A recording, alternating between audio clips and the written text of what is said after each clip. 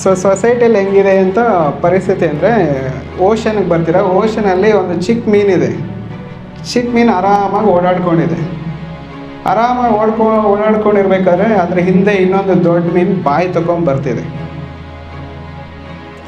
ಈ ಚಿಕ್ಕ ಮೀನಿಗೆ ಟೆನ್ಷನ್, ನಾನು ಇಷ್ಟು ದಿನ ಆರಾಮಾಗಿದೆ, ಇದು ಯಾವುದೋ ಕಾಟ ಬಂತಲ್ಲ ಅಂತ. ಯಾಕೆ ಇಷ್ಟೊಂದು ದೊಡ್ಡದಾಗಿ ನೀನು ಬಾಯಿ ತೆಗೆದಿದೆಯಾ ಅಂತ ಕೇಳ್ತು ಚಿಕ್ಕ ಮೀನು ದೊಡ್ಡ ಮೀನು. ಅದಕ್ಕೆ ದೊಡ್ಡ ಮೀನು ಹೇಳ್ದಂತೆ, ಇದು ನಿಯಮ, ದೊಡ್ಡ ಮೀನು ಚಿಕ್ಕ ಮೀನನ್ನ ತಿನ್ನಬೇಕು, ಸೊ ರೆಡಿಯಾಗು ಅಂತ ಹೇಳ್ದೆ. ಅದಕ್ಕೆ ಆ ಚಿಕ್ಕ ಮೀನು ಹೇಳ್ತೇನೆ, ನಾನು ಇಷ್ಟು ಚಿಕ್ಕ ಮೀನು, ನಿನಗೆ ನಾನು ಏನು ಪ್ರಯೋಜನ ಆಗ್ತೀನಿ, ನನ್ನನ್ನು ತಿನ್ನೋದ್ರಿಂದ ನಿನಗೇನು ಬರುತ್ತೆ ಅಂತ ಕೇಳುತ್ತೆ. ಅದಕ್ಕೆ ದೊಡ್ಡ ಮೀನು ಹೇಳ್ತೈತೆ, ಆಯ್ತು ಬಿಡು, ನಾನು ತಿನ್ನಲ್ಲ, ಹಿಂಗೆ ಮಾಡೋಣ, ನೀನು ನನ್ನ ತಿನ್ನೋ ಅಂತ ಹೇಳ್ದೆ. ಆಗುತ್ತಾ? ಸೊ ಚಿಕ್ಕ ಮೀನು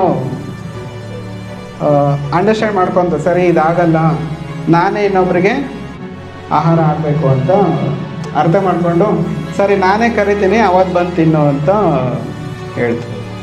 ಇಲ್ಲಿ ಏನು ನಾವು ಅರ್ಥ ಮಾಡ್ಕೋಬೇಕು ಅಂದರೆ, ನಾವು ಎಷ್ಟೊಂದು ಜನ ಸೊಸೈಟಿಯಲ್ಲಿ ಚಿಕ್ಕ ಮೀನೆ.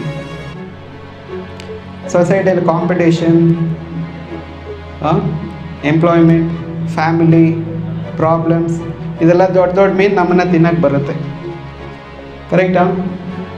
ಆಮೇಲೆ ಎಷ್ಟೊಂದು ಸರಿ ಮನುಷ್ಯರೇ ನಮ್ಮನ್ನು ತಿನ್ನಕ್ಕೆ ಬರ್ತಾರೆ, ಅಧಿಕಾರ. ಕರೆಕ್ಟಾ? ಸೊ ಅದರಿಂದ ತಪ್ಪಿಸ್ಕೋಬೇಕು ಅಂದರೆ ನಾವು ಚಿಕ್ಕ ಮೀನು ದೊಡ್ಡ ಮೀನು ಆಗೋದಕ್ಕೆ ಸಾಧ್ಯನಾ ಅಂತ ಒಂದು question. At the end of the day ನೀವು ದೊಡ್ಡ ಮೀನು ಆಗ್ಬೇಕು. ನಮಗೆ ದೊಡ್ಡ ಮೀನಿಂದ ಚಿಕ್ಕ ಮೀನಿಗೆ ಹೆಲ್ಪ್ ಮಾಡಬೇಕು.